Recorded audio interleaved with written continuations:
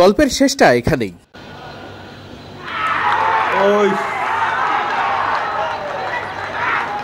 শ্রীলঙ্কাকে হারিয়ে বুনো উল্লাসে মাতল বাংলাদেশের ক্রিকেটাররা। অনূর্ধ্ব 17 দলের ক্রিকেটাররা রীতিমতো আনন্দে আত্মহারা।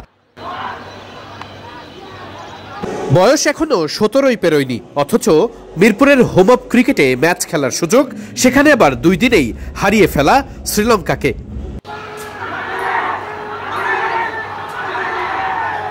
ক্রিকেটের গল্প যেমন, পেছনে মন খারাপ করে শ্রীলঙ্কান 2 ব্যাটার তখন ড্রেসিং রুমের পথে হাঁটছেন।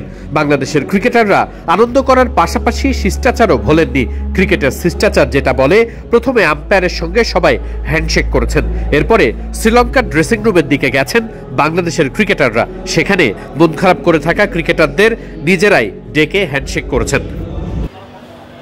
লঙ্কান ক্রিকেটারদের সঙ্গে ওদের ড্রেসিং রুমের কাছে গিয়ে হ্যান্ডশেক করে বাংলাদেশের ক্রিকেটাররা যখন ফিরে আসছিলেন, তখন কেউ আকাশের দিকে তাকিয়ে সৃষ্টিকর্তাকে দিচ্ছিলেন ধন্যবাদ, কেউ আবার আনন্দে আত্মহারা মুষ্টিবদ্ধ চোয়াল করে আনন্দ করছিলেন।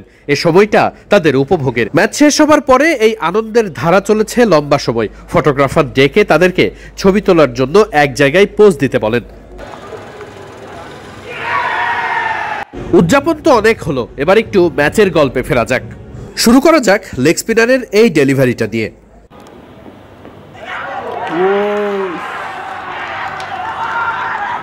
শর্ট ফিল্ডিংয়ে দুর্দান্ত ক্যাচ, উদযাপনটাই খুবই স্বাভাবিক। এই ডেলিভারিটাও দেখা যাক।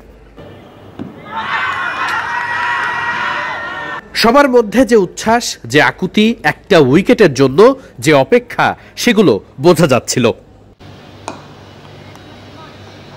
ছিল এমন অ্যাটাক আর কাউন্টার অ্যাটাকের খেলাও।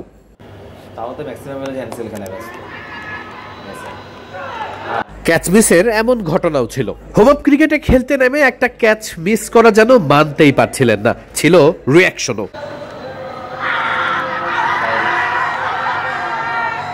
বয়সভিত্তিক ক্রিকেটে কে কত রান করেছে, কে কত উইকেট পেয়েছে সেটা গুরুত্বপূর্ণ নয়। গুরুত্বপূর্ণ এই বয়সে ক্রিকেটারদের গ্রুমিং কতটা ভালো হচ্ছে, কতটা নিয়মিত ম্যাচ খেলার সুযোগ পাচ্ছে, আর সেখানে ক্রিকেটারদের উন্নতি কতটা হচ্ছে। এসব কিছু নিয়েই কাজ করতে হয় সব থেকে বেশি। বয়সভিত্তিক ক্রিকেটে বাংলাদেশের সাফল্যের পেছনে আছে অনেক রহস্য।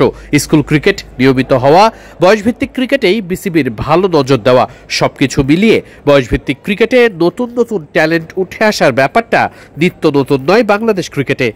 এই যেমন 17 বছর বা তার কম বয়সী কিশোররা যখন শ্রীলঙ্কার বিপক্ষে আন্তর্জাতিক ম্যাচের স্বাদ পাচ্ছে, তাও আবার হোম অফ ক্রিকেটে, সেটা তো বিশেষ কিছু। নিশ্চয়ই এদের মধ্যে সবারই মনে থাকবে হোম অফ ক্রিকেটে খেলার এই স্মৃতির কথা। এর মধ্যে 1-2 জন ক্রিকেটার জাতীয় দলের পাইপলাইনে যুক্ত হবেন হয়তোবা 4-5 বছরে।